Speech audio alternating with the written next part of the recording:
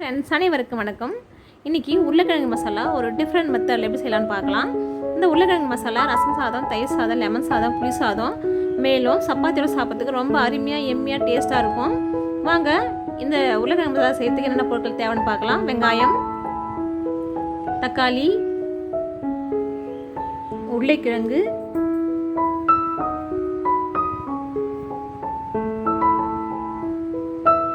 காரத்துக்கு தேவையான மசாலா, கொஞ்சமாக கறிவேப்பிலை, 2 இல்லைனா 3 டீஸ்பூன் தயிர்.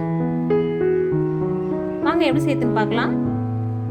ஒரு கடாயில் கொஞ்சமாக எண்ணெய் எடுத்துக்கணும். எண்ணெய் சூடானதும் 1 டீஸ்பூன் கடுகு போட்டு தாளிச்சிக்கலாம். கடுகு பொரிஞ்சு வந்ததும் கறிவேப்பிலை சேர்த்துக்கலாம்.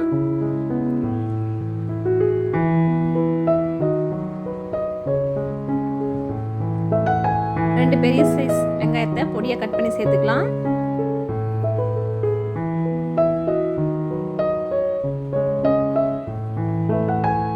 வெங்காயம் வதங்க கொஞ்சமாக உப்பு சேர்த்துக்கலாம்.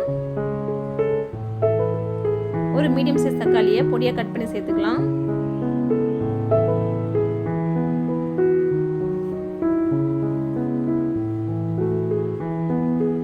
வெங்காயம் தக்காளி நல்லா வதங்கட்டும்.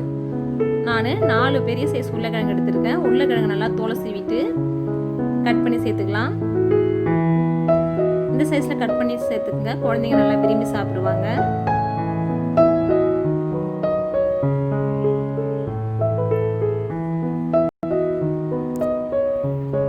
இப்போ காரத்துக்கு தேவையான மசாலா சேர்த்துக்கலாம். இது ஹோம்மேட் மசாலா. உங்களுக்கு காரத்துக்கு தேவையான என்னென்ன மசாலா தேவையோ சேர்த்துங்க. உங்களுக்கு அதிகமாக காரம் வேணும்னா பச்சை மிளகாயும் சேர்த்துக்கலாம்.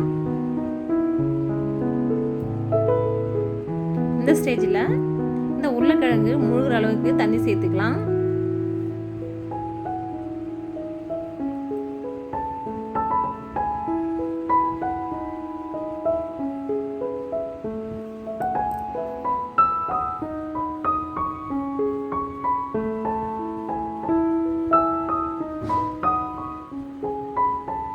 உப்பு சேர்த்துக்கலாம். இந்த டிஷ்ஷுக்கு தேவையான உப்பு சேர்த்துட்டோம். இப்போ இதை மூடி போட்டு நல்லா வேக வச்சிடலாம்.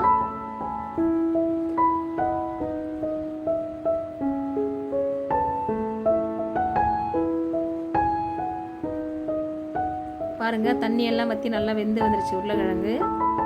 இந்த ஸ்டேஜில் நம்ம எடுத்து வச்சு இந்த தயிரை ஆட் பண்ண போகிறோம். தயிரை ஆட் பண்ண உடனே ரெசிப்பியில் கொஞ்சம் தண்ணி விட ஆரம்பிக்கும். உங்களுக்கு கிரேவி மாதிரி வேணும்னா, செமி கிரேவி மாதிரி வேணும்னா 1 நிமிஷத்தில் நல்லா தயிரெலாம் கலந்து விட்டுட்டு ஒரு கொதி வந்தோடனே 1 நிமிஷம் பொறுத்து கேஸ் ஆஃப் பண்ணி பரிமாறலாம். அப்படி இல்லை உங்களுக்கு ட்ரையாக வேணும்னா ஒரு 2-3 நிமிஷத்தில் தண்ணியெல்லாம் வற்றி ட்ரை ஆகிடும். அப்போ நீங்கள் பரிமாறிக்கலாம். இந்த டிஷ் பிடிச்சிருந்தா ஷேர் பண்ணுங்கள், லைக் பண்ணுங்கள், கமெண்ட் பண்ணுங்கள். நம்ம சேனலை புதுசாக பார்க்குறவங்க சப்ஸ்கிரைப் பண்ணுங்கள்.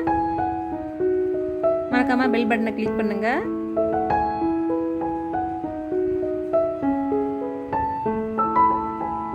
Thanks for watching.